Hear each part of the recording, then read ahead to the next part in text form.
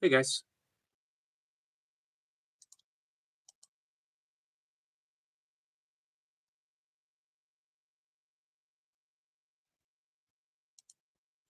Um, sorry,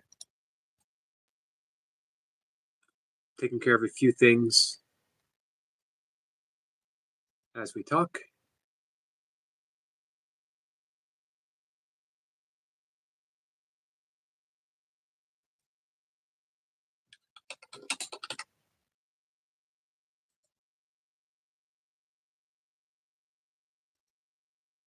But I'll be with you in just a minute. I just came across a quote from Eckhart Tolle. Forgiveness is to offer no resistance to life, to allow life to live you. The alternatives are pain and suffering, a greatly restricted flow of life, energy, and in many cases, physical disease.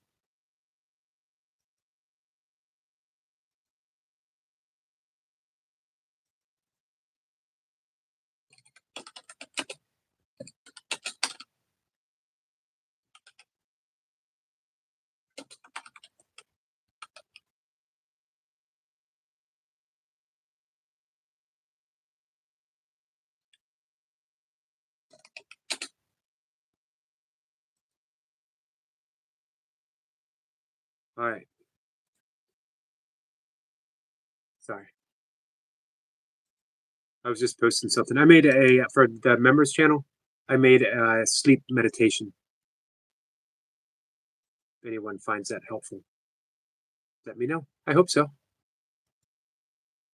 Soon as I am got my desktop up, I'll dive in the conversation. Hey Lee, there we go. Sorry guys. Hey Selma, Bloom, how are you? Who else we have? We have Marlon. Hey Marlon. Selma is back from Indianapolis. Welcome back. Lee says, Bloom, nice name. When I hear that, I think Nirvana songs. Sorry, kids for food. Weather changes, mood. Spring is here again.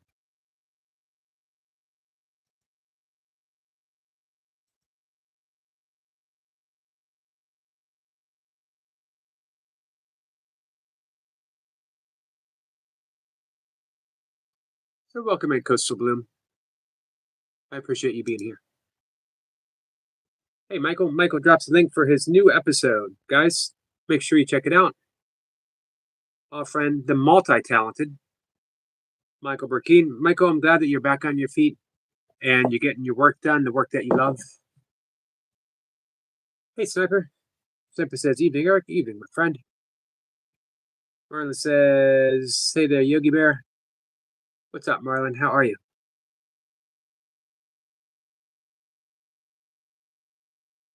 Hey, Medic. Medic says, quote, those of you who think you know everything are annoying to those of us who do. I'm sorry to be so annoying to you, Medic. Let's see, Adam says, so the Yogi, I'm sorry I'm late. That's okay. Hey, before you come up, Adam, let me see. Adam, did you want to come up and read something before Adam comes up and we have a conversation? If tonight's not tonight, totally understand. It's completely up to you. Hey, Dolly. Dolly says, love you, squirrel.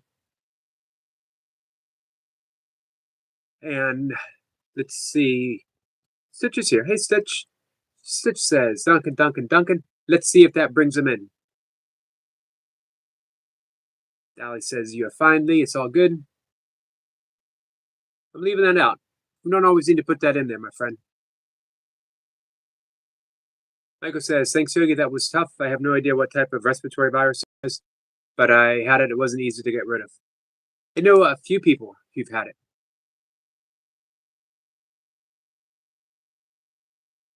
I'm glad you shook it, though. Probably still recovering a bit, though, right?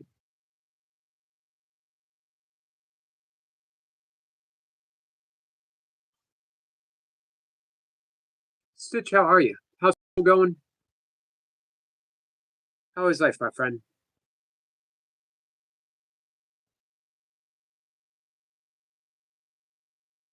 Adam says, 21, I, um, 2. one I missed in the chat. I'm not wearing glasses. Giving a wave. Gotcha. Still got a lingering cough. Adam says, glad you're back safe, Selma. Me too. Hey, Heavenly. Yogi Bear, thank you for the awesome stream with me. Thank you for making it awesome. If it wasn't for you, it would have just been me yammering away, talking stuff. You know how it goes. You'd hear me saying, yoga, yoga, yoga this, forgive that, blah, blah, blah. Same thing as always. He says, Yogi, I've had a strange day. When I overthink, on one, I showed out Lee as best version. Gotcha. It's always open, an open invitation. All right. So, Adam, whenever you want to come up, you and I talking the talk. I know you mentioned a few things that you'd like to talk about.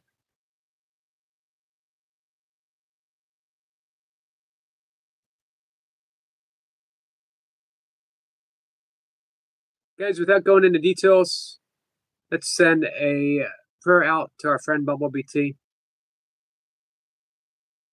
These things have been a bit hard.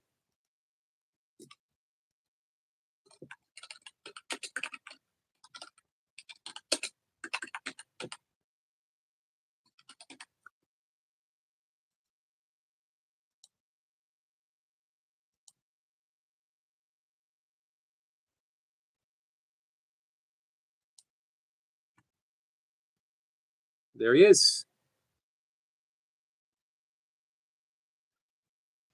Hello, everybody. It's cold down there? Yes. I'm in my old abode. It's kind of crazy. It's my old tent. I don't get a good reception in the cave. Gotcha. So. You sound pretty good here, though. Yeah, as long as I come outside, I seem to have a good connection. Yay. I'm cheap. I only have data. I could probably sponge internet from my neighbors, but right, that would take effort. Can you hold on for 1 second? I'm going off camera. If you don't mind entertaining everyone, maybe a song, maybe a dance, maybe some mimes, maybe a mime, stand-up routine, whatever you got for us. I'll be right back. Okay. Do do do do do do do do do do do do do do do do do. I hope everybody has a great week. There we go. The reason why I went over to where I had this book sitting, a book by Gary Renard, The Lifetimes When Jesus and Buddha Knew Each Other. Oh, wow. Gary Renard wrote Disappearance of the Universe, which is a wonderful book on the Course of Miracles. It was a catalyst for me diving in even deeper after years of struggling from 93, 94, somewhere around there, to 2007, just not comprehending the Course to the extent that I wanted to. 2007, I read Disappearance of the Universe, and everything clicked. And I don't think you ever answered my question. Which was the toughest lesson for you in A Course in Miracles? You were talking to Nanette, and she said, seeing others, which makes sense. She's a performer, Right. It's a good question. Might have you can to think about it for a while. I'm gonna have to think that over. You had mentioned, you sent me a message that you thought it would be fun to talk about the correlation between Buddha and Jesus. Yes. So, Yogi, who was Buddha when he was young? Whatever, the life of Buddha. Before we get there, by the way, Heavenly Star says, Brother Adam, I love you. I love you too, Heavenly Star. Wow. Something special about you, November children. Scorpio. Marlon wants to know, where are you streaming from, Adam? The lake. Where home, I guess, my second home. I thought about getting another tent. If anybody ever wants to live in a tent and build a fire, you need insulation or the roof will rain on you. So it's kind of but that's a whole other Tim's Ford, Lynchburg, Tennessee. Yes, I had to think where I was. I feel like I'm everywhere, man. I'm right there with you, Marlon. Let me say hi to our... Gautama? What's that? Prince Gautama? I never say these names right. I can't remember stuff. Hey, John. And our friend Duncan is here. Hey, Duncan. Sissy's here. Hey, Sissy. Hello, Sissy. Hello, everybody. So, Buddha. Hey, Facey Ace. How are you, my friend? Buddha was Prince Siddhartha. He was a Hindu prince in a medium-sized kingdom of many, many kingdoms in India, which is now Nepal. And his father had talked to several wise men. Wise men were the thing back then. You know, you can consult them. They're hard to find nowadays. They're harder to find. We need some. Imagine if we had some wise men in Congress nowadays. Yeah. The wise men predicted that young Buddha would either become a great, great king in the tradition of his father, or he would become the awakened one. He'd become Buddha. And of course, his father wanted him to be a king. So he sheltered Siddhartha from all the horrors of life, from starving people, diseased people, poor people, homeless people. Buddha knew nothing of suffering until he went on a random chariot ride with his chariot driver. And he saw a funeral procession. He saw starving people begging for food. He saw diseased people, and he couldn't believe it. And his charioteer would not lie to him. And he said, yes, this is what happens to all of us. You'll grow old, diseased, and you will die. Which was distressing. He also saw, contortionist or whatever. Ascetics. He saw ascetics also. Yogis. And then he thought, hey, those guys have it. They let's suffer some, you know. Yeah. And so he did. For some years. He did suffer with them. He left home. He left his wife and child and snuck out. And he did what you just said. He roamed with the ascetics, survived on, did all kinds of practices. They all gave him enlightening experience, but they never brought him what he wanted. He never awakened. He lived for a period of time on rice and water until he was completely famished and malnourished, emaciated. Miserable. Yeah. Physically. Yeah. And a young maid gave him milk and a full bowl of rice, and he was renourished, and he knew that that was not the way. And he decided. I heard the story that he saw a woman picking berries after that, and that he noticed her joy and simplicity of just enjoying the berries, the moment, whatever. I mean, I don't know if that's. It would fit in pretty nicely, because obviously starving himself and all these other tough practices was not bringing him that joy, was not ending the suffering that he was afraid of. So he decided to sit under a Budai tree. Yeah. However long it would take. And he figured out why suffering sucks, right? Because he was chasing suffering. He was desiring something he didn't even know what he wanted. Right. So imagine sitting under a tree. I forget how many days it was. Do you remember? No. That's why I'm talking with you, man.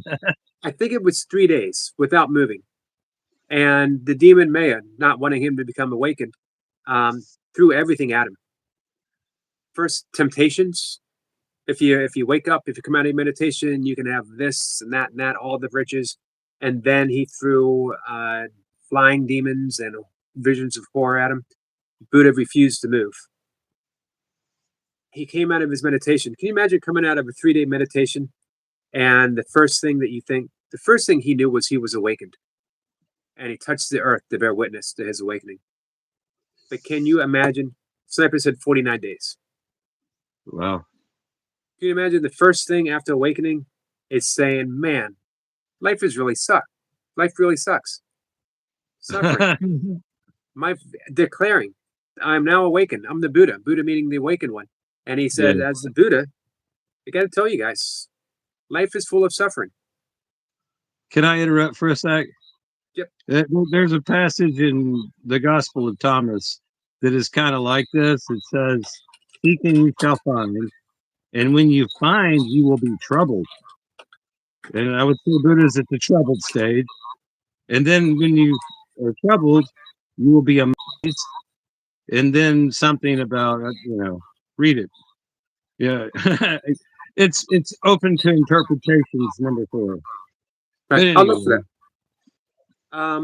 I need to get a good version of some of the Gnostic text, especially St. Thomas. Gary Renard believes he is the reincarnation of St. Thomas, or he was St. Thomas. Not so much reincarnation, St. Thomas within another realm of the dream. Yeah. Hey, Jamie. How are you? My friend Jamie Brown is here. I would like to get into the personal Jesus and the personal Buddha in a little bit, because, Buddha himself, anyway. Yeah, so Buddha was awakened. Yep, that's not bad news. Okay, so Buddha was a vegetarian, right? Yes. And at the time, there was animal sacrifice in India, correct? I don't think to a great deal in India. Not a great deal, but there was. And you had your gurus, right? Right. You had to pay for everything. I mean, and really it goes out through history mostly that you have to have money to get education. And it seems like the educated often twist the thumb screws on the uneducated sometimes throughout history. Right. I would like to give a big shout out to my buddy Kublai Khan. What a ruler, and people want to talk about Genghis Khan as this, he was going around 10%. I have the wickedest army on the planet. Give me 10%. Worship whoever you want. He never imposed other religions. Kublai Khan lived in a yurt in the middle of China. He lived like a Mongol. So anyway. What do you think about Alexander? Alexander the Great? Yep. Well, we're on the topic of conquerors. I know what Diogenes said to Alexander the Great. He said, move, you're blocking my sun. He didn't like that too much, though, did he? I mean, the Library of Alexandria was dedicated to him. I mean, super cool dude. I mean, as far as conquerors go, he seemed to be pretty open-minded. Yeah, well, he was in love with Egypt like everybody. Jesus was in Egypt. I'm sure Buddha spent some time in Egypt. You think so? He would have to, man, traveling through, at least a weekend trip. I bet he knew an Egyptian. Right. Let's touch on those 4 noble truths again. Waking up and saying life is full of suffering. When I read that, I was a kid, and I thought, well, I don't want to be a Buddhist. I don't want to suffer.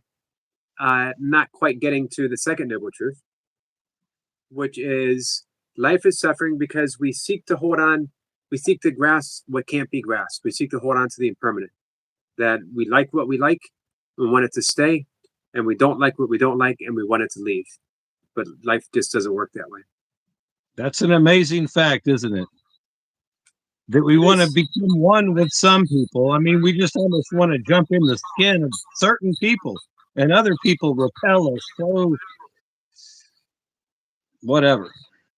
Hey, Oh, Sniper said, Eric, the precise location of his tomb is still unknown. After his death, his body was initially buried in Memphis, then moved to Alexandria, where his soul eventually vanishes from historical record. yeah. You know, speaking of conquerors, if your name is Ivan the Terrible, you're not going to have a very optimistic conquest. I mean, if your last name is terrible, what hope do you have in life? You know, if your name is Ivan the Terrible, what occupation can you have besides conqueror? I like what Confucius said about war. If war is for greed, it's the purest form of war because they preserve what they take over. If I wanted to take over Greece right now, the last thing I would want to do is damage the architecture. You Right? know? And livestock, I want everything rolling. I just want to take over. But you Hey, know, what when did you get religious wars, wars of beliefs and attitudes and all this is very destructive. the great Oh no, what did the great sage Edwin Starr have to say about war? oh God, I don't know. You What's don't it good remember? for? War. X What's said it good for? Absolutely nothing. nothing. Yeah, That's it. yeah. He had a good point. He had a good point. Yes, he did. Of course, Buddha went on to list in the third and fourth noble truth the way to escape suffering, and it has been a viable path for 2,500 years. So I gave a little discourse on the Buddha. Can you do me a favor? Yes. Can you give me a little discourse on Jesus? Okay. A Nazarene, right? Jesus was a Nazarene. If you look in Josephus and Nickel, whatever, you know, these ancient. I am such a horrible student. I vaguely remember what I read. Actually, that's something. I need books because I can't learn from my phone or audiobook. I enjoy an audiobook, but it doesn't stick. But beside the point. So just call me horrible historian. But anyway, the Nazareth wasn't a place. There were Nazarites, and they were followers of Jesus. Shortly after, which oh okay, well yeah, quick story. You know, King wanted to kill him. They fled to Egypt. Blah blah blah. You know, there's all this lineage back to David. Um, but I'll jump into it, man. You know, the histories get skewed. The numbers are weird, but I believe Jesus was an Essene. There was a Jewish sect. Eric, were the Essenes vegetarian? I don't know for sure. Some say they were. Most say they were vegetarians. I just find Jesus picking up fishermen kind of odd. But then he talked to the Samaritan woman, which is also odd for a Jewish man. You know, there's some brief mention of at age 12 he was at the temple and amazing all the scholars, which would be Right. amazing. It would be freakish. It would be like a kid explaining physics to a professor. But anyway, Do you think Jesus, at any point in those, how many, the lost, was it 12 years? oh, in India? Yeah. Yeah. And I forget the name. It's Esu, ESU, I think. There's a Church of Christ guy that got kicked out of his Church of Christ congregation because he made a film about Jesus' time in India. Huh. You can't go believing crazy stuff like Where you know, we were talking about beliefs earlier, beliefs really create a lot of fears and judgments and hostilities and all kinds of weird stuff. And I'll go ahead and say this about the Gnostic Gospels. You'll have a lot of so-called church scholars, like say Thomas. The Book of Thomas is a fake and a phony and all this and that. But the fact of the matter is, um, it could be our earliest record of the Gospel of Thomas could be from 150 AD. And forgive me without the CEs and the changing the time stuff just really confused me. But anyway, and if you Google the first Gospel of Paul, it'll say 50 something AD, and they'll attribute other books to this. But if you Google the first original copy or whatever, the copy, it's about 150 years old or something. And the life of Jesus, Buddha walked away from a kingdom, pissed off a bunch of gurus. I mean, he really did. Buddha was kind of saying that you don't need a guru.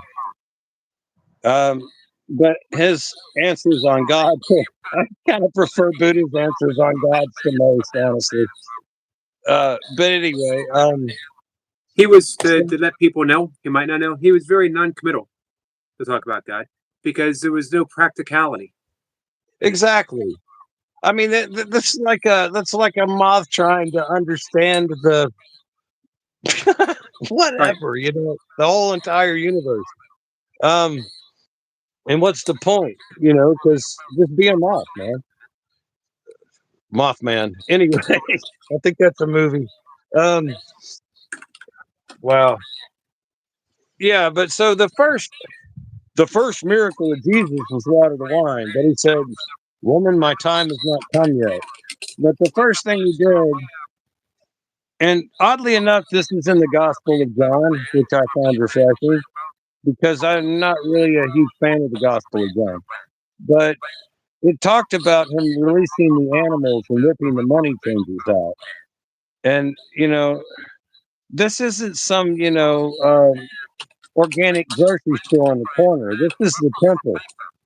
I mean, this was like meat industry packing serious hardcore. Everybody who sacrificed an animal, the priest and everybody gets 10%, right? And then the family gets to eat the meat. Well, they must have had a huge priest class because, according to Josephus, they ran a channel like a huge creek, like the river in that Texas town. It's so cool, San Antonio or something. I mean, they were running a river of blood out of the temple. I mean, it's so you made my house a den of thieves. I mean, what kind of God was to walk up and see a bloodbath and a bunch of hungry? Nothing against meat-eating people. I mean, Jesus never went around and said, "Be vegan." Right. And in fact, he gave fish to people or whatever. I think it's a very good chance he himself. I think he probably. I mean, these weren't ascetic, the Essenes, but they were very much on purifying the body. They did all kinds of baptisms, like fire baptism, water, air, all these, but I think this is very significant that, and then later he says, "You call your father Abraham. I say you have one father, and he is in heaven." So right there, Jesus says, "Yep, you don't need a priest class." So, with the background that we've given, what correlations can you put Buddhism and Christianity? And when we say Christianity, if we want to talk Christianity, let's stick with the Gnostic Gospels, because I think we'd be hard pressed to find many in New Testaments. I think we might, maybe you can make it. Do you think you can find something in King James? Well, first of all, I would like to raise some questions to the Pollyannic Gospels and give a little history here. Paul was killing Christians, right? He was Saul. Saul was out killing Christians, and then he became Paul. Well, there was an orthodoxy of Christians. It's called Orthodox Christian that became later Catholic around 300. No offense to anybody that thinks the Catholics have always been here. Actually, the Ethiopian church, I think, has a direct line. It's always been the Ethiopian church. And in fact, the Bible's bigger. But whatever. Same with the Christianity in India. Dates back to St. Thomas stepping shore. The Indian Christianity probably is a purer strain, same with Ethiopia, than any European Christianity. Yeah. And I mean, if you told that to a Baptist or a Church of Christ person, they would probably freak. What are you talking about? Yeah, there's a lot of preconceived ideas about God. And, I don't care what gospel you're looking at. I don't care if you saw something that Buddha wrote himself. Buddha said, find yourself. I mean, you look inside, man. The light is within. I mean, that's in the Gospel of Thomas as well. What's within you will save you, and what you don't have within will damn you or whatever. I don't know the languages there. But there's something weird at the end of the Gospel of Thomas. Something like Peter's wanting Mary to go away, and then Jesus says to Thomas that she will be made a man so that she can be saved or something. It sounds very misogynistic. So I mean,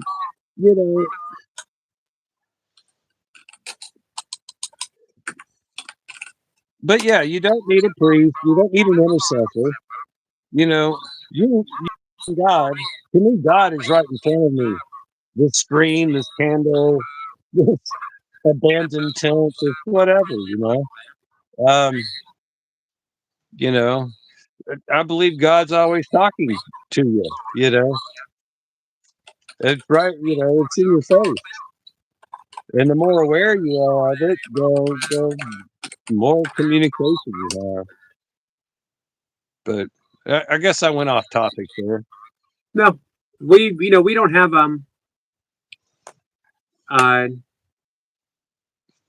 you and I go all over the place. That's what we're supposed to do. I've noticed something that happened after Jesus and Buddha. You get all this division. You get leaders. I think both dudes basically said you don't need a leader. Find your way. Now there are some monasteries that celebrate that, like 10,000 religions in one mind or something. Or right. Do you think Buddhism remained? You think Buddhism remained purer to its tradition and origins than Christianity did?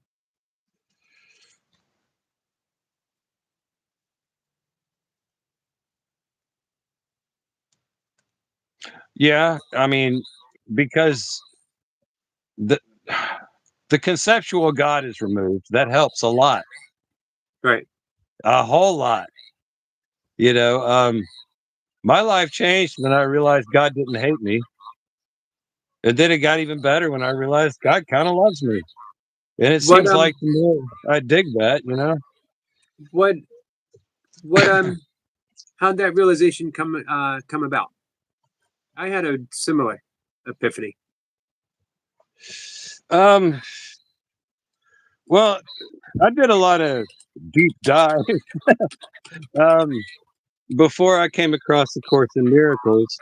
And prior to that, I felt like it was my mission to tell people that Jesus and God are an asshole. That they're very misrepresented at times. For example, when did Jesus ever ask to be worshipped?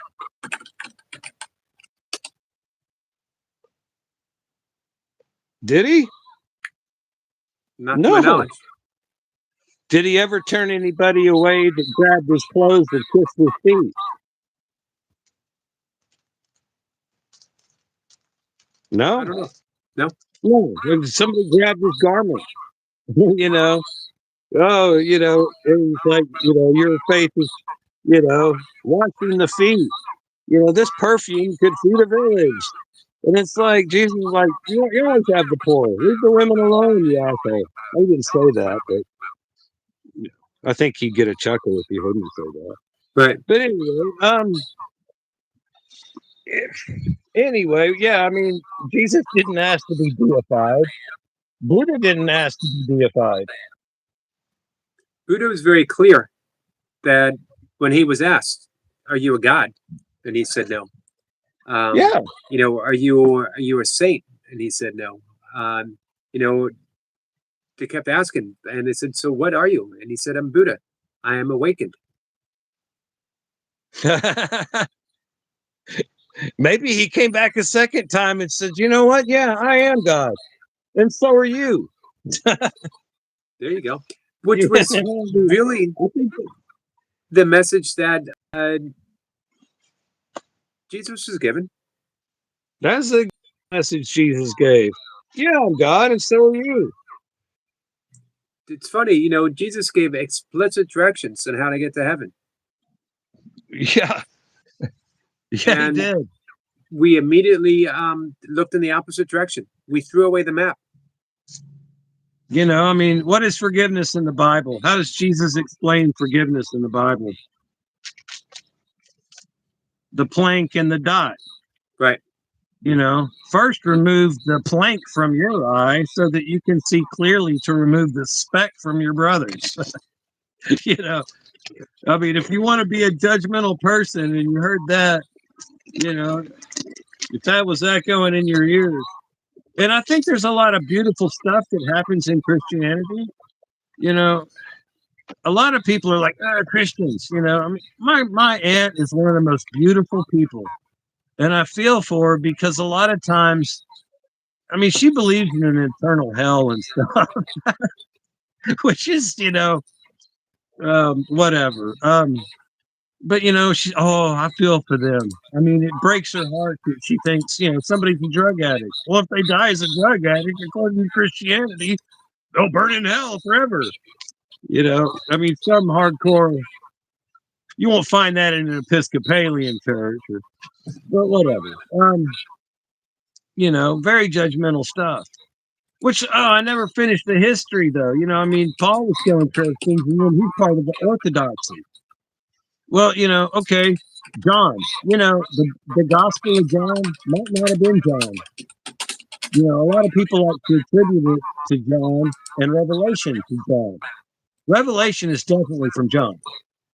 But, the Apocrypha of John and the Revelation seem a lot more similar. But, I was going to go on a long thing about, how the Orthodoxy basically stomped out the Gnosticism, and it ran through the Catholic Church and then through the Dark Ages. Dark, I mean, if you want to control a people, kill their intelligence. Don't let people think, and you can rule them like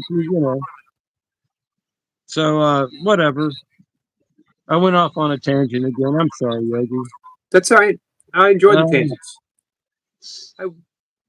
I hear weird stuff though, man. Like our good deeds are like poop on God's toilet paper or something.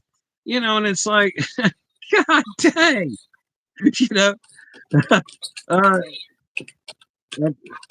don't even think Buddha thought that when he liked life suffering, I don't think Buddha was so down that he was like, wow, that child giving that doggy a biscuit, that's like toilet paper or whatever. I mean,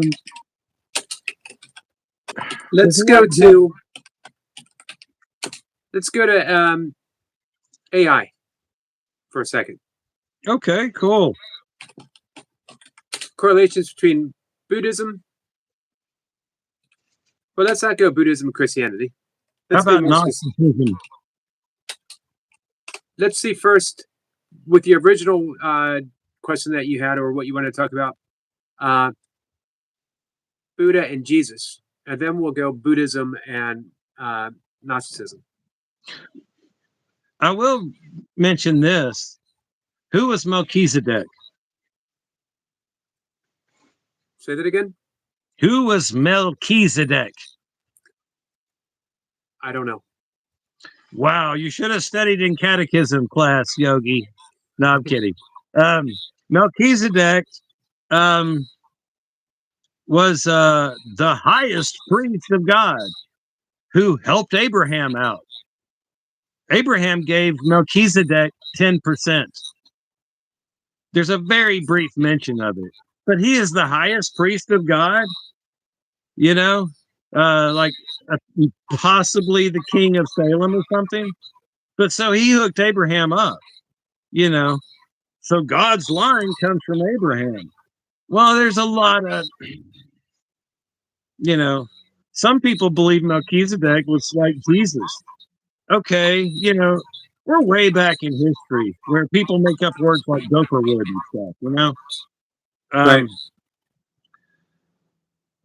Yeah, but some people say Melchizedek was Trismus, you know, whatever. Trismus Mystic. It's so horrible with, you know. Anyway, never mind.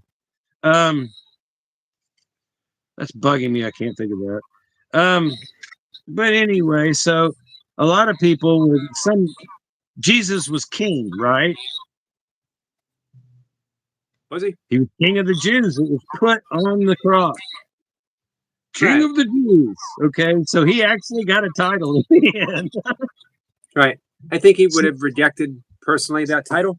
I don't think he would ever actually make the claim of being king of anyone. Here's AI correlation between Jesus and Buddha. And I think you're going to find this a lot different than Christianity and Buddhism. I think there's going to be more connection with Jesus and Buddha than there is between those two religion or philosophy for psychology as Buddhism. Spiritual transformation. Both figures taught the possibility of profound interchange and personal awakening. Compassion and love, which is true. Christianity, in essence, if not in practice, is based upon compassion and love. Love thy neighbor. Jesus boiled the 10 Commandments down to two most important, what he considered. Love God above everything else, and love thy neighbor as you wish to be loved yourself. You'll like this one. Both Buddha and Jesus had rejection of rigid dogma. Yeah, you don't need a priest. Nope. If you don't have leaders, you don't have a dogma. You can't. I mean, you know, go anarchy. Right. And then the last in the shared themes, liberation from suffering, which was big in Buddhism. That was the whole Buddhist whole point. But Jesus is understated. When he says the kingdom of heaven is within and to look within, he's talking about the ending of suffering. Look within and you can end your own suffering. And I really think that he outlines in Sermon of the Mount how to end suffering. If you live life according to these tenets, you can end suffering. I don't know if he was as detailed as Buddha, though. He said he taught one thing and one thing only: suffering and the way out of suffering.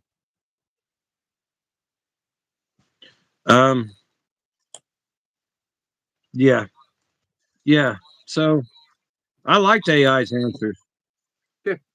And, you know, when I was a kid, getting taught all this church stuff, it was crazy, you know, because first of all, it's like a Bible, it's a book, it's worshiping a book.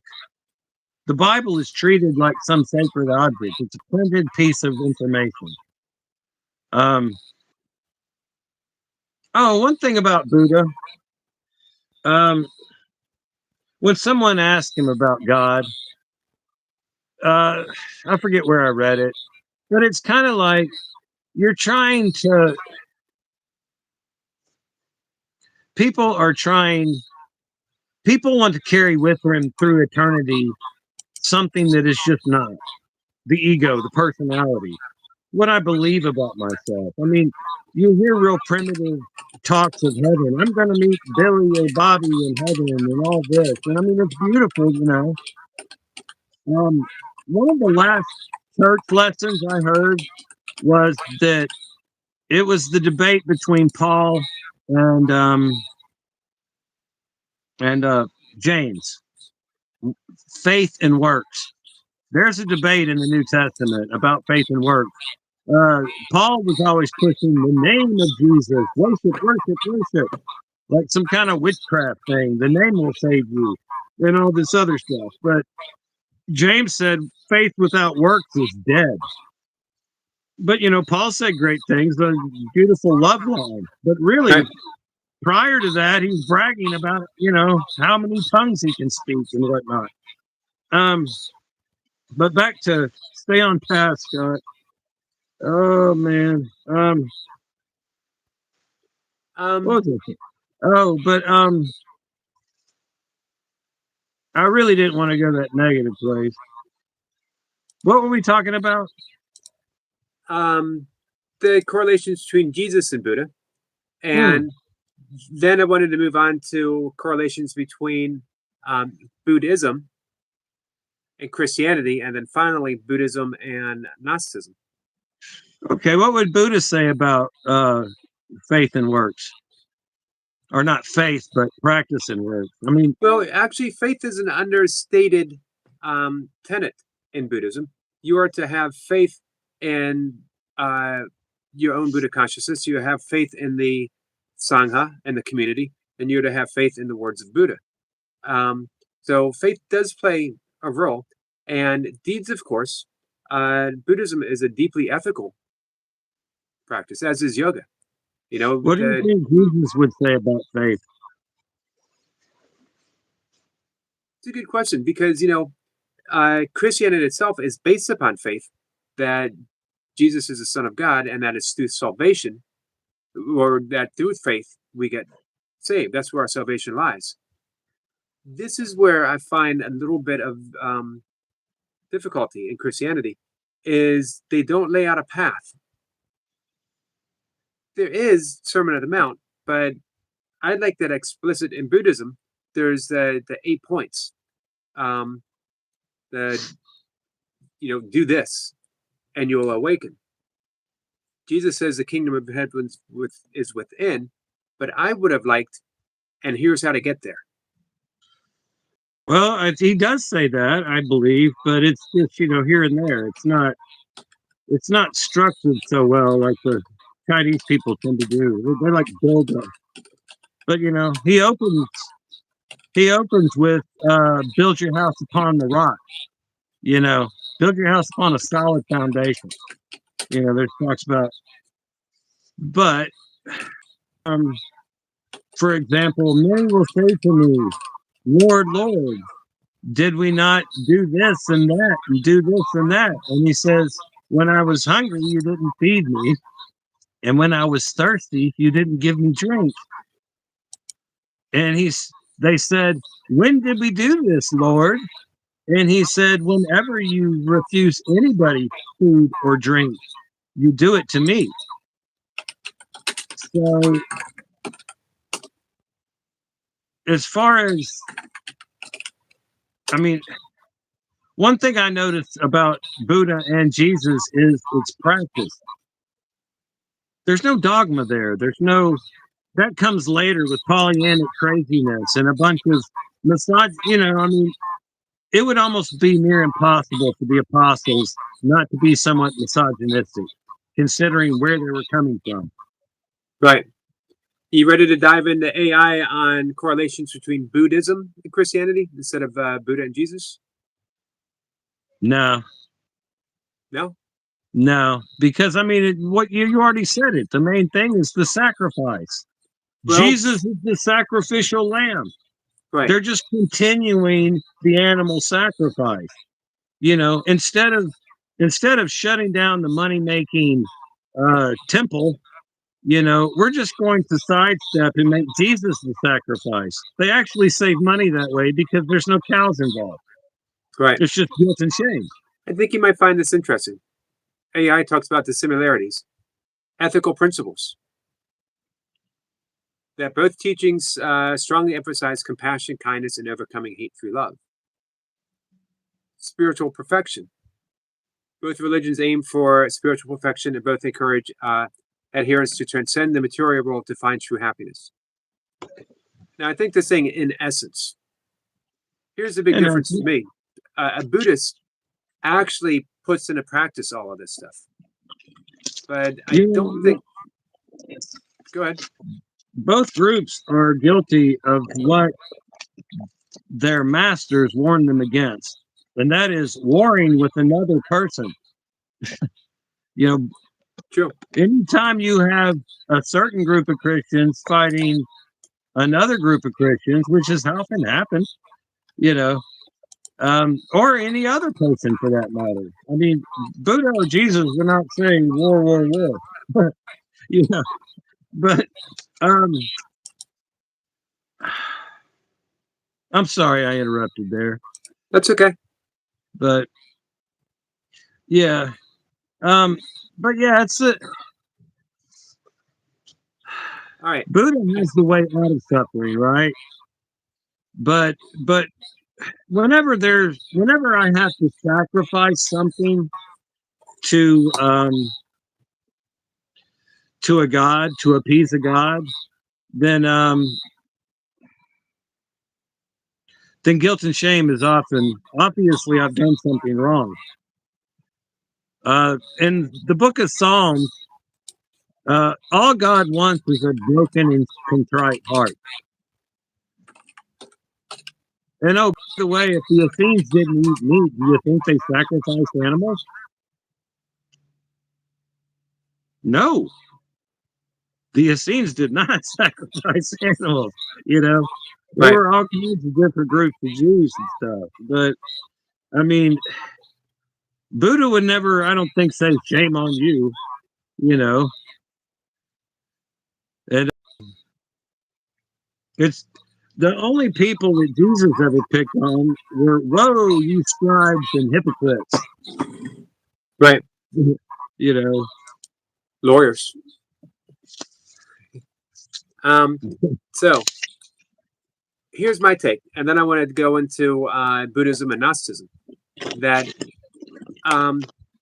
yes, Buddha was escaping from suffering, but Jesus, the Jesus of A Course in Miracles, is the way out of the illusion.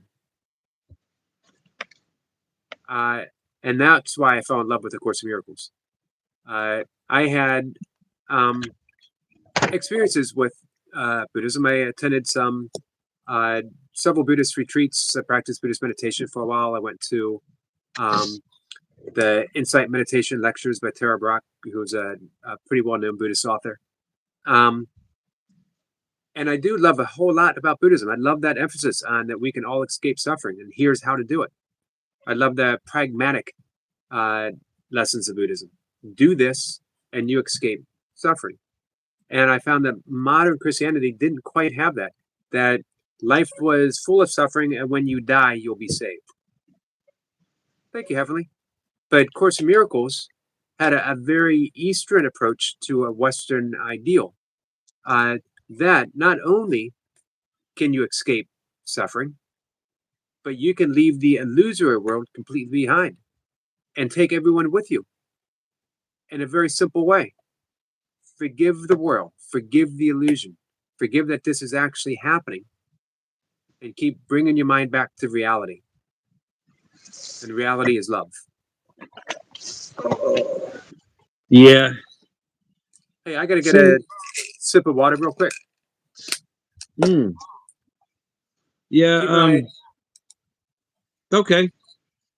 I didn't what's that? bring my glasses, so And a big thank you to Heavenly Star for some jewels. Very much appreciated, Heavenly. I'm gonna get water. I want you to think of something real quick.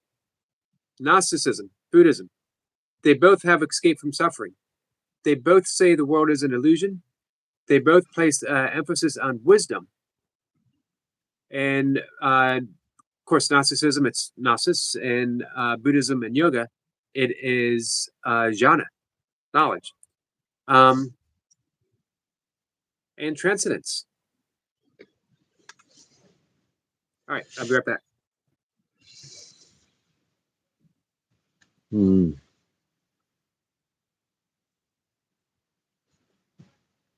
A public announcement. I am horrible with social media. I haven't been doing this very long. Yogi was the first channel I ever saw live. And then prior to that, I didn't even comment on videos or anything. So, but everybody seems sweet. I was a horrible moderator for somebody. I didn't know how to bump somebody out of a channel. And I think on Cat's channel, I was using voice typing and I said the wrong thing. So everybody's been sweet and yeah. And I'm glad you had a good birthday, Stephanie. All right, sorry about that.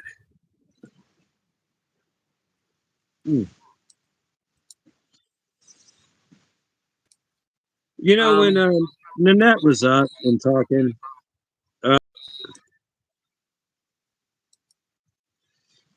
it really reminded me of something I said earlier about, you know, Buddha was commenting on that, or you mentioned holding on to stuff. Not flowing, but, you know, resentment, all this other stuff that's talked about in the Course in Miracles. Is, you know, it's holding on to things. It's being drawn to certain things without questioning why, and trying to hold on to things. But anyway, I forgot where we were in the conversation. Anybody have any questions or anything? We'll be talking Gnosticism and Buddhism. Well, I mean, Gnostics are heavy into like, I know one Gnostic that's heavy into astral projection. You know, very like you, Yogi. Has a routine. You know, he meditates. He teaches people, and great guy. He's British, but he lives in Korea. He's kind of Korean British or something. Maybe Korea. But anyway, but yeah, what's the Jewish group that was into song and dance and you know, they weren't so heavy into. I have a friend who's Hare Krishna, but she wouldn't really. She knows everything about, you know, and the Vedic literature is beautiful, but God, so many names and stuff, and it's complicated. But Buddha said the Vedas could be corrupted. And actually, the Hare Krishna started because so and so said, "Oh, they corrupted the, you know." And by Jesus saying, "You call your father Abraham," I mean that's just a blatant call on the corruption of text, the corruption of tradition, and all this other stuff. But you know, there's a long history of the Gnostics, and it's really tied to the Rosicrucians. But very in-depth practices. But to me, Gnosticism and Buddhism and really A Course in Miracles is kind of about practice. Yeah. You know, I'm a horrible practitioner. I try to be nice to everybody.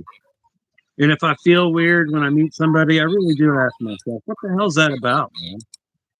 Why, you know. However, sometimes, I get rubbed wrong. And I just, you were talking earlier about family, your strength in family, right? Because you're a vegan, they disowned you because you were a vegan. Or Yeah, were you just cousins. being silly? No, cousins. I had an email from a cousin who said, my father my grandfather was game warden. He was a hunting guide.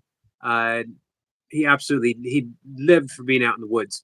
And I had a cousin, second or third cousin. So this was my grandfather. This would have been his great grandfather, I think. Said one of us took a bad bump down the family tree, and it wasn't me. Uh, and he was very serious that my grandfather would be disappointed in me. Now my father uh, said, your grandfather could have cared less if what you ate and why you ate it. That was my thought. Yeah. I can't say what somebody else would think. What does that mean? What would your father say? Well, what do you say? There you go. I don't need, again, back to Jesus. I have one father and he's in heaven. I went on this vacation to see this old friend, and I've kept in touch with him. I'm not good about that stuff. For years and years. And so I go down there and, I mean, he was extremely rude. And I could look at it 1,000 different ways and see 1,000 different shines of rudeness. Now, I can interpret this differently. And I swear it irritated me so much that my Course in Miracles voice was just not there anymore. In fact, I went to a lot of live streams just to avoid. I had to fix his house. I almost called an Uber immediately and got back on a bus and came home because, I'm trying to do the guy a favor. He paid me a little bit to fix a lot of crap in his house. Whatever. I've done work for serious people. With serious jobs, serious money. Right. And I don't tolerate being treated rude for long. Yeah, I really don't. But no, I stayed and did the job. But usually, no matter how into something somebody is, I can get a connection, a spark, a smile, whatever. But over the years, it really dawned on me how far we drifted apart. Now, do I hate the guy? No. I wish him the best, but I really don't think I'm the instrument to awaken Jeff. Right. Yeah, I know. That's key, by the way. I was talking about that a couple different people. Sometimes when we first go into the course and we take it upon ourselves that we are to preach the gospel of A Course in Miracles, that we are to lead other people to awakening, when in fact, it's the opposite. Everyone is leading you to an awakening, and those who are the ones who push your buttons, the troublemakers, they're your greatest teachers. They're the ones who are doing you the greatest service. When you can extend love, and our friend Meadows, did I say that right? Says, I try to be nice to everyone. Doesn't happen all the time. That tells me I'm not nice, but the path is trying to be nice. Yeah. I always say, similar kindness. At the end of my life, if someone said, sorry, but we have conclusive proof that everything that you've been studying is completely wrong, and that you're going to die knowing that everything you believed in was wrong, I would be perfectly fine, because I spent my life forgiving and being kind. I'd be perfectly fine. I don't need to believe in any afterlife, although I do like I do like how the Course presents it, but I don't need to believe it. What I need to do is practice forgiveness and practice kindness because of the immediate peace that it brings me in each moment. That's You why I ever, fall in love with the Course. you ever anticipated a very new experience? You know, this totally foreign. I'm going in here blind. I have no idea. You know, you ever anticipated that? Huh? The mind runs. It creates scenarios about stuff it has no idea about, right? What if this happens? What if that happens? You know, when you step out of your comfort zone, the monkey mind starts producing ideas, right? I think mine does. Yeah, And then, I agree. you know, and I could even form beliefs before I go into a new experience with these beliefs, these ideas and stuff. And when I go into the experience, I have these and I don't really experience the whole thing because I've already psyched myself up. I already expect stuff, right? Right. But then after it happens, it's like all my beliefs disappear and I reform whatever I'm trying to box in with concept. So I have weird beliefs. I mean, you know, maybe the afterlife is like that because I really don't believe we can take our beliefs into the next behind the veil or whatever. You know, I think it's very difficult to take belief into the astral. Although it's kind of a gray area there, I think. But yeah, so that's cool, Yogi. And I think Jesus and Buddha both taught that you know, be kind. Yeah. Be kind, be thoughtful. You know what drives you. I think I can't quote scripture well, but I'm positive that Buddha and Jesus both were know yourself and service to self and service to others. Right. You know, and really, I think both of them might say there is no in and out. There is no inside you and outside you. It's just all capital U. You know, everybody is you. Yeah, wasn't there a Bible quote of actually Gospel of St. Thomas, turning the inner into the outer? What is inside will save you, and what is not within you will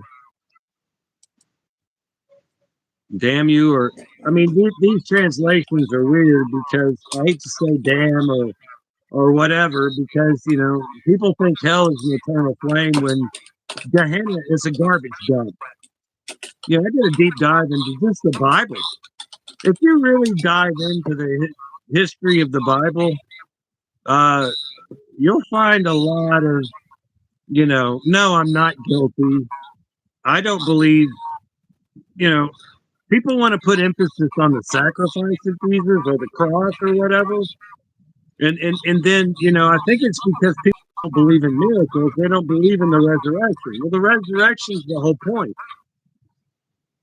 You know, right up at the get-go, the temple people were like, "What? Who gives you the authority to do this?" And he says, "Tear down this temple, and I will rebuild it in 3 days." Which actually has yogic ties or whatever. The 7 challenges of the yogi or something, or the guru, you know, the water to wine, transmutation of materials, all that. Which, again, what are the 7 yogic challenges or whatever? That I don't know, to be honest with you. Oh, Pascal talks about it all the time. My Hare Krishna friend just loves Jesus, thinks he's awesome. So this was from St. Thomas. When you make the 2 one, and when you make the inside like the outside, and the outside like the inside, and the above like the below, and when you make the male and the female one and the same, then you will enter the kingdom of heaven. Ah. So You know, that's exactly, probably not male and female. It's probably gender. I mean, it probably applies to gender, which back then, gender was not sex. Gender became sex in 18 something with a French botanist was the first person. It used to be an alchemical term. Gender used to be an alchemical term. Metals like Venus is copper, I think, and Mars is iron. You know, I mean, and everybody has masculine and feminine. Believe me, I can be a real hard ass or I can be as soft as glue. Um, I don't. I think that would be an interesting topic. What is masculine? What is feminine? You know, in a gender type way. I would see. I would see feminine like light, and I would see masculine like structure. Because you can't see an object. The light is bathing the structure. The light's actually within the structure, but the structure does give it form in a physics kind of way, if that makes sense. right. In yoga, it would be Shiva Shakti. Shiva being the masculine energy, and Shakti being the feminine energy. Um, Shiva is the intent, and Shakti is the womb of creation, of which intent comes to fruition. Could you say that one more time? Probably I've not. heard this before. Yeah, I've heard it before. The Sorry. that The intent. Yeah, Shiva is the intent. This is why Shiva and Shiva sex in Hinduism and yoga are symbolized by the lingam, which is the phallic symbol. Um, so it's the masculine energy, and Shiva is the womb of creativity in which intent comes to fruition. Well, that would make sense to me. Let there be light. The feminine energy explodes, right? It's light everywhere. Everything's dancing with light and heat. And in this dance of light and heat, there is form that is forms like its own thing. You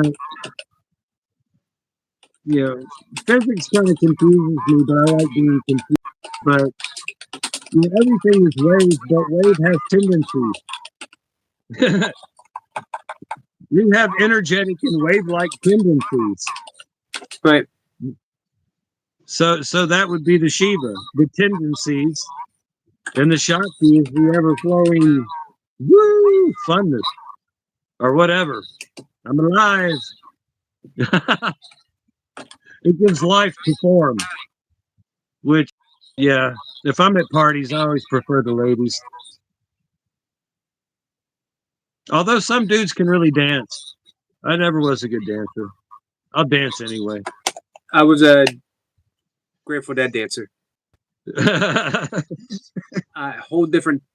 exactly. That was me. Nimato says, has anyone looked or studied the Kabbalah? I found that interesting in the ideas of describing gender. And I wanted to mention that tomorrow at 1:00 we'll have Miss Flipper up, and she is well versed in Kabbalah. Yeah. Cool. Yeah. I know I didn't study my stuff well, but I don't know if we have any, you know. And again, if you need to believe that Jesus sacrificed himself so that you can be okay with God, then if you feel okay with God, that's great. But you know, do I have shame because I was actually rude back to my ancient friend and decided, you know, screw this. You know, am I going to shame myself for, you know, I really tried to see the lesson there, but the lesson was always kind of the same, you know. And I had to retreat. Like, what the, you know, what is this about? You know, my sister and I don't get along. I have no ill will towards my sisters, but I mean, we just don't get along. So, okay. you know. But I would hate to spend a whole week with her. Holy crap! Right. Similar. but but no, I don't feel shamed. I'm still thinking about lessons. Um, One lesson I got was that if you have house problems, Yogi, then I might suggest you hire a professional plumber and carpenter. And that's a bad joke, but Would be a good suggestion. I did help my friend Pascal with her wood stove, and she's lovely, and it was fun. And she always offers me things. That's nice. But yeah, it's just a weird thing. I don't know why. I have a Um, feeling if it happens again, obviously I didn't learn my lesson. So the lesson could be just don't go there, man.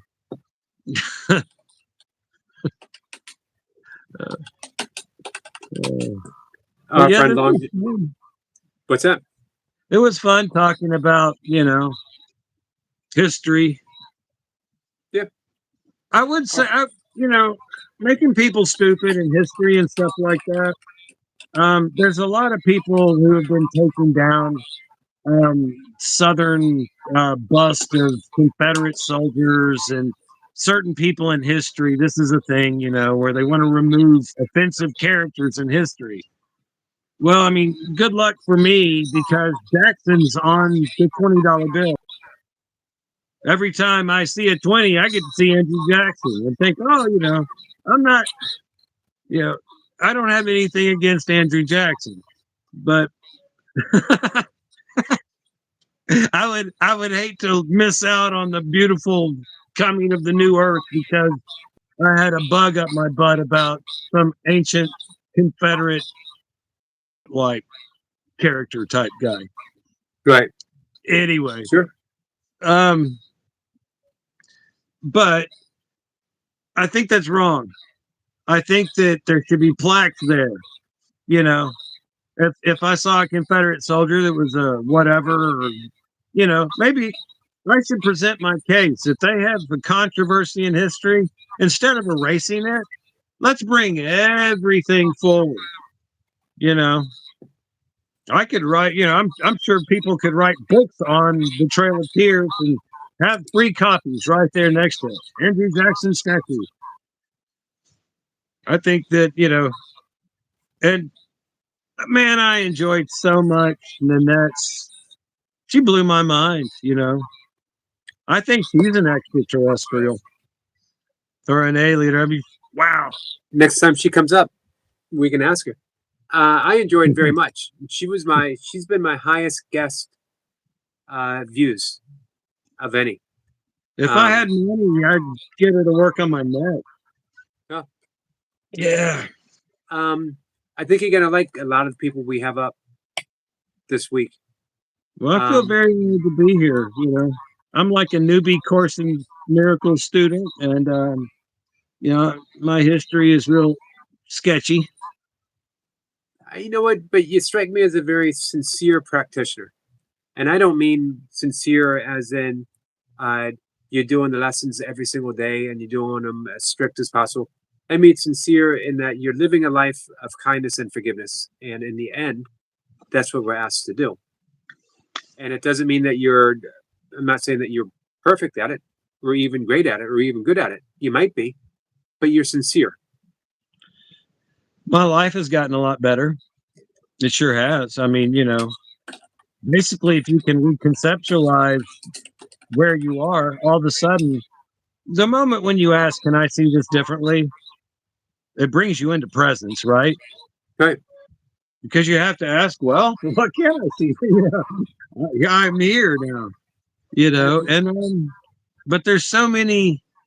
I'm behind you now. I tried to get on the same day, and then I fell behind. It's okay. But today is I will to see the light. So You're not any too far. resentment. Not too far behind me. Yeah.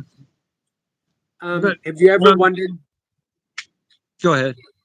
Have you ever wondered people who've been practicing A Course in Miracles for 40, 50 years, how they turn out. Because you'll Yes, find out. no, You'll I find- already know. I mean, I know and I don't know. Hey, I'll Fair tell Jack. you, Yogi, when I first found you, I was incredibly judgmental, man.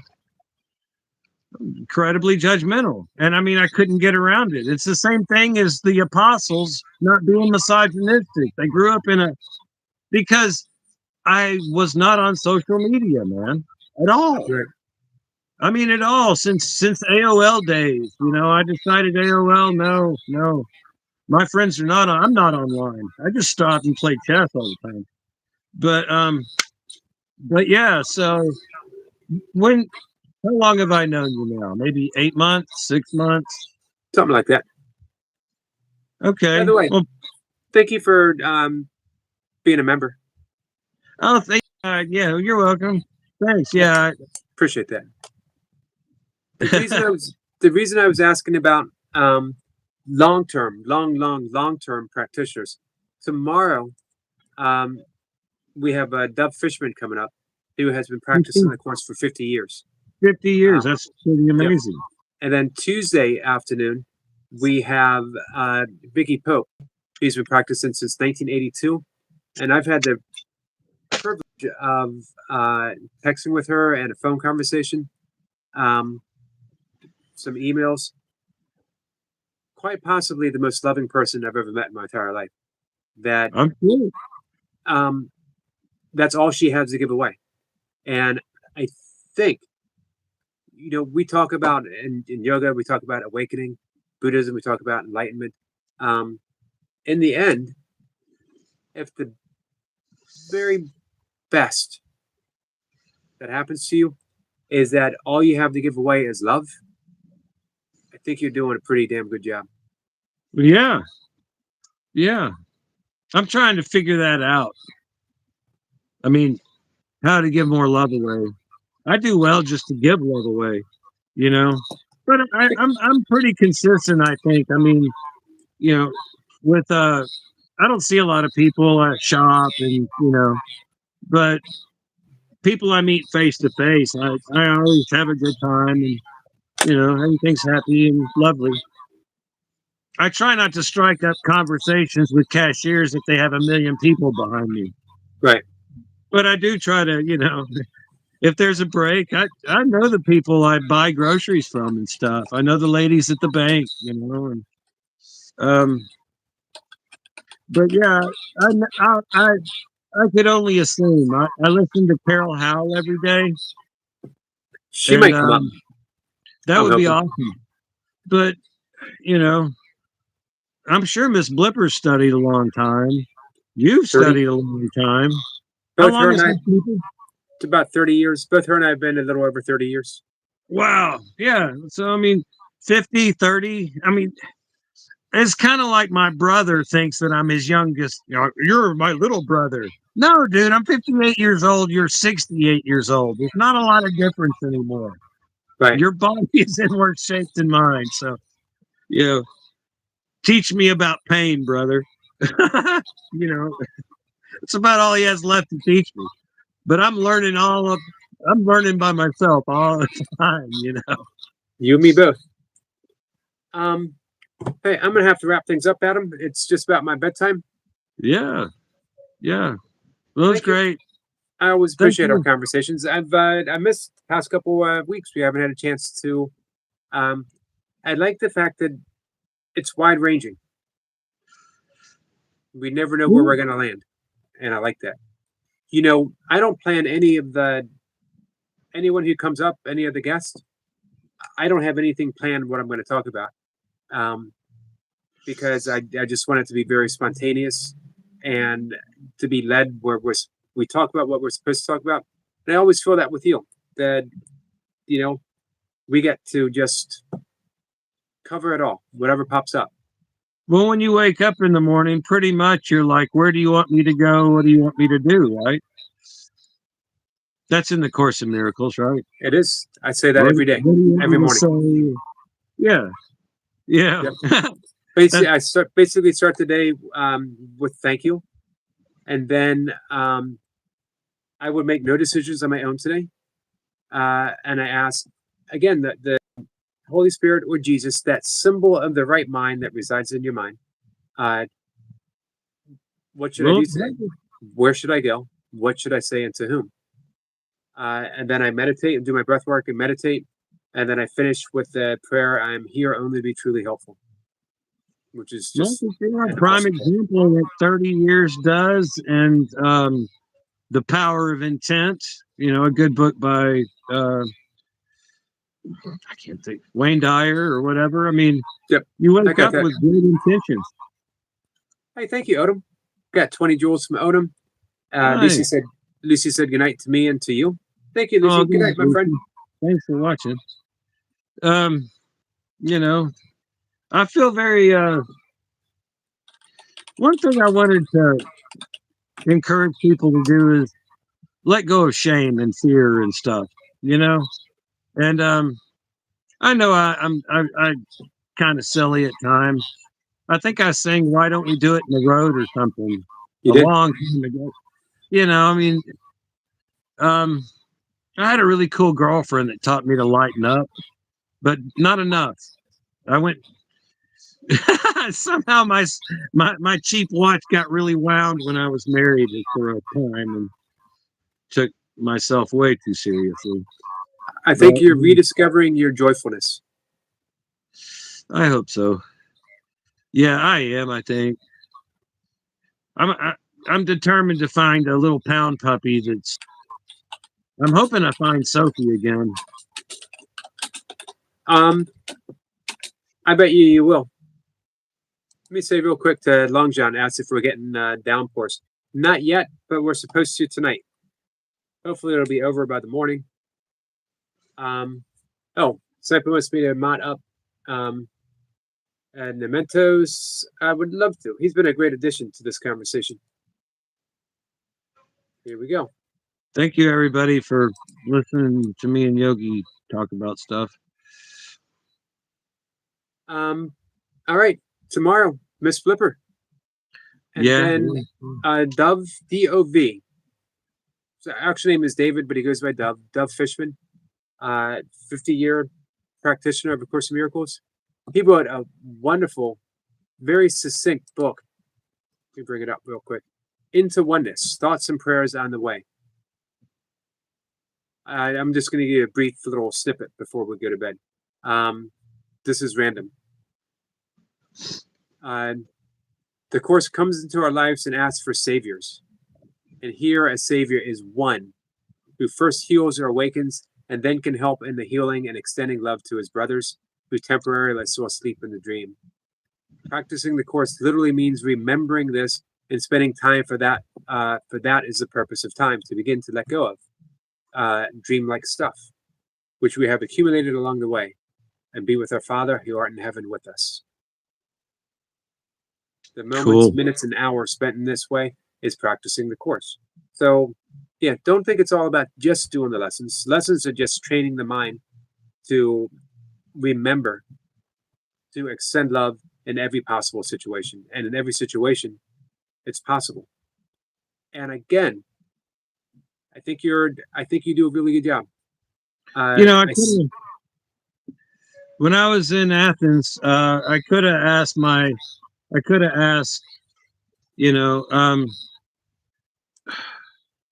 the person in front of me is my savior.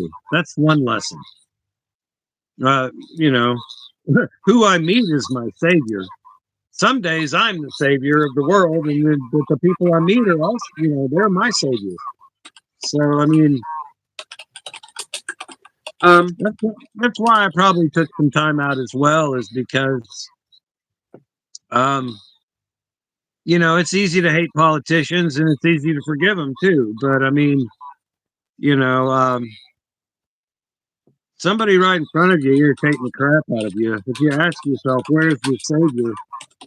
I think it's a good question. And yeah, it's kind of like Nanette said, feel into the pain. Don't avoid the pain, feel into it. What is this about? Or she said the same thing about conflict, or whatever. She was so on point. I think more people have quoted her back to me than any other guest. Yeah, yeah. All right, so I'm going to wrap things up. Reminds me of a Brian Eno song, but not the whole song. But "Baby's on Fire." You ever heard "Baby's on Fire" by Brian Eno? I can't recall it. Oh, that's a good one. But anyway, All right, I'm going to wrap things up. I'm going to go to bed. I hope you come by and hang out with Miss Blipper. I will if I wake up on time. And I know Yeah. that's mean, but I never know, man. Right. Let me say to Dimitos, you got to help me how to pronounce that sometime. That Miss Blipper is very well versed in Kabbalah as well as A Course in Miracles and a host of other stuff, and she's just a fun person to hang out with. Auntie Blipper. Yep. Come on by 1 o'clock, which, as Sniper said, would be 6 o'clock your time. And let's see. Long John says, Yogi, can you reread that first sentence? I didn't hear it. Oh, in the book? Yes. Oops, hold on. The Course comes into our lives and asks for saviors. And here a savior is one who first heals or awakens and then can help in the healing and extending love to his brothers who are temporarily still in the dream and asleep. Interesting. All right. So, Adam, we'll see you tomorrow, my friend. Have a good night's sleep. You too. Bye, everybody. Love you guys. And hey, Long John, the author of this book will be up tomorrow at this time, at the 5:25. So we can ask him. He's been doing this for 50 years. Take care, my friend. All right. Love y'all.